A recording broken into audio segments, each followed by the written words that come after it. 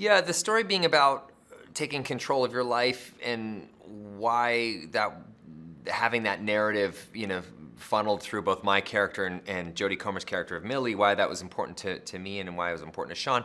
I think most people can, at certain points in their lives, look around and kind of pinch themselves and think, am I living in some kind of simulation here? Like, is this all for real? And I like the idea of people stepping out of the shadows and into their light and into their power and taking, some agency in their own outcomes. And that's really what this is about. And we're smuggling all of this into a video game premise, so to speak. But the movie really isn't a video game movie. I mean, it is a movie about taking control of your life. And it's all set within a huge action, adventure, comedy, romantic kind of movie, and it's a type of movie they don't, usually make anymore. These are, everything is a sequel or everything is based on a comic book or IP. So for us, it was really important to make a wholly original blockbuster summer film. Great.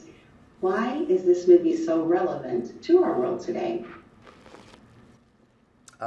So the question is why is the movie so relevant to our world today? I think a lot of people feel like their daily lives, I mean, while these are obviously not, I'm not being literal with this, a lot of people sometimes feel like they've spent their day being shot, stabbed, run over, smashed in the face and stripped of their dignity. And that's kind of what happens with NPCs in this movie. And NPCs means non-playable character.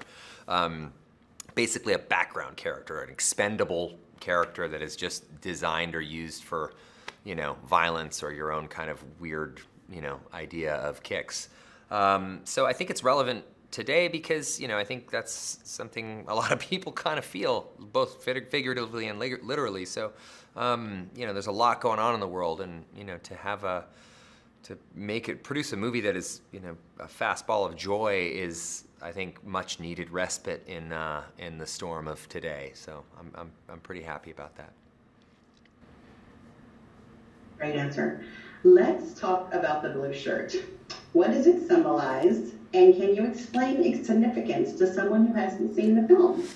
Well, the blue shirt, the significance of blue shirt is, I remember years and years ago, I worked at Safeway, a grocery store in Vancouver, British Columbia, and I was also working at a yacht, like a fancy yacht club as a busboy. And I just remember, both loving my job, the Safeway job in particular, but the yacht club part was tough because I always felt so invisible. And at the same time, my brother worked at Kinko's, which had a similar kind of uniform as what Guy is wearing in the movie. So that was something I'd written into the script early on and liked because it just sort of felt like a Ned Flanders-y kind of background palette that, that anybody, so I like that Blue Shirt Guy that literally becomes his name in the movie, Blue Shirt Guy.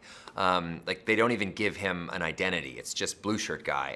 And he slowly but surely, grows an identity and grows a real purpose and learns how to fight back. And that's where he steps into being Guy, just Guy. And even says it a few times in the movie, my name is Guy. And I love that. So the clothing choice was certainly intentional. But those sorts of things are very important in movies like this. So, and I also like Halloween costumes, meaning that I like movies where you can see an immediately identifiable costume. And the following Halloween, if you see somebody dressed in that, you're like, oh, that's from the movie, blah, blah, blah. So that's part of it too, is I like that it was immediately identifiable as Guy from our movie.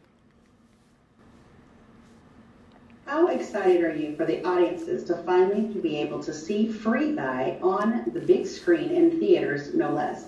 Why is that so important for this film? Well, as somebody who, grew up adoring and loving going to theaters and watching movies and having that communal experience, I still love it. I got to screen Free Guy in Boston a couple of weeks ago and watch it with, a theater filled with people, and it was just such a wonderful communal experience. It's also so contagious to enjoy that laughter, that sort of you sort of, when someone else laughs, you laugh along with them. And I don't know, there's something about that community experience that I we'll always love. So